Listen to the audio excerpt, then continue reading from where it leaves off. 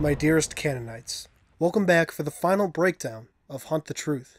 When this all started, I don't think any of us were expecting to travel the winding road of lies and secrets that we ended up taking. Some of us knew what to expect, but I don't think there was a point at which any of us weren't shocked. Today, that amazing journey has come to a close. Or has it? I'm Halo Canon, not Benjamin Giroux, and this is Hunt the Truth. Episode 12 is pretty brief, the majority of it building up for the next episode.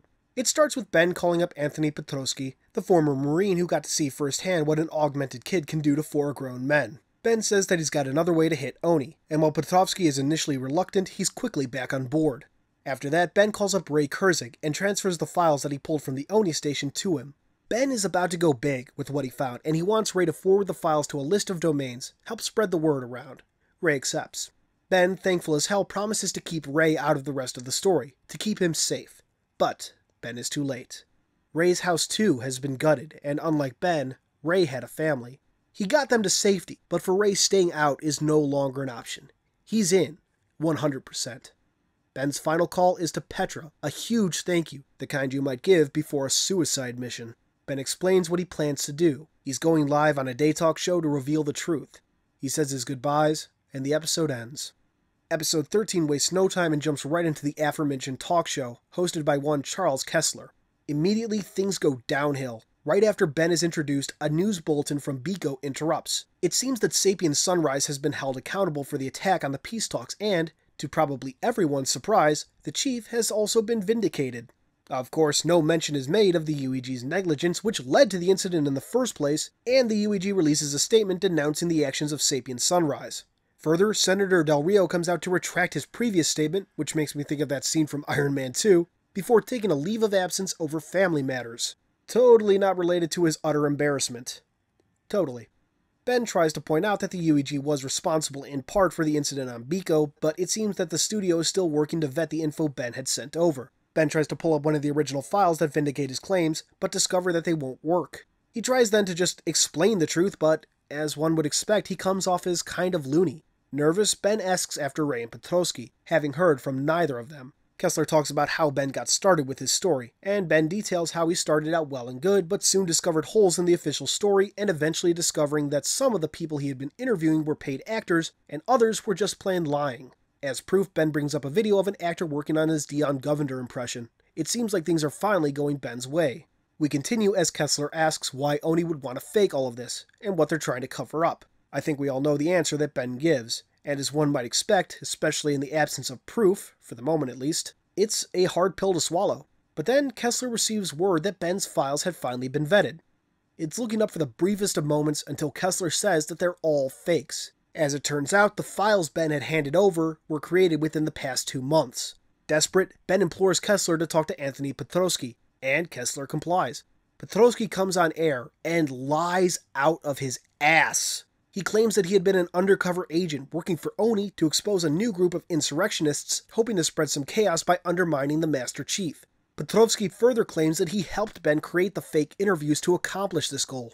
Focusing back on Ben, Kessler asks what Ben has to say. Ben tries to defend himself, but it seems that Kessler has some damning video and police reports. One video shows Ben entering the Oni bunker on Bliss, where a recent police raid recovered weapons with aftermarket mods, which Ben had found there. Further, the guns were tracked back to none other than Pharaoh, who was implicated by members of Sapien Sunrise. A second video shows 2 members of Sapien Sunrise entering Ben's apartment. We all know what happened to them. Ben tries again and again to defend himself, explain what really happened, but Kessler won't hear it. Ben finally cracks, shouting like a madman. Kessler cuts off his mic just as Ben is arrested by federal agents. The episode comes to a close with a final speech from Petra Janishik. Ben has been arrested. He's being used as a sacrificial lamb. After his metaphorical tar and feathering, the waypoint buoys will be brought back online, bringing the outer colonies back into the fold, and things would resume like they had before. The relay on Bliss had been an Oni trap, and Ben's ultimate undoing.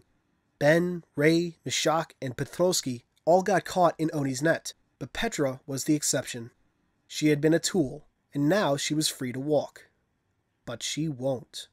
Like Ben, it's a point of hurt pride now. Ray had forwarded Ben's files as requested, but also sent them to Petra as insurance. Petra has seen the truth, and now she's ready to continue the hunt. God damn, what a conclusion!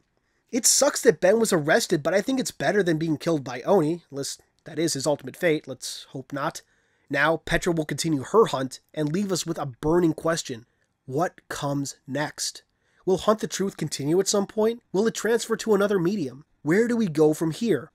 Well, I have a couple theories. One is that it might be picked up in the Halo TV series. I mean, a lot of the voices in Hunt the Truth are big-name TV and or movie actors, such as Kobe Smulders, who plays Petra. The other is what I'm betting on. From the Xbox E3 preview, we saw a brief image from one of Halo 5's terminals. Might part of these terminals actually be the continuation of Hunt the Truth? Could their overarching story be to reveal the Chief's origins and expose what Oni has done and continues to do? I hope we get some hints tomorrow. In related news, the Sapien Sunrise Twitter account has been appropriated by Oni. Seems those self-righteous bastards got what was What? No! Go with me! Go with me!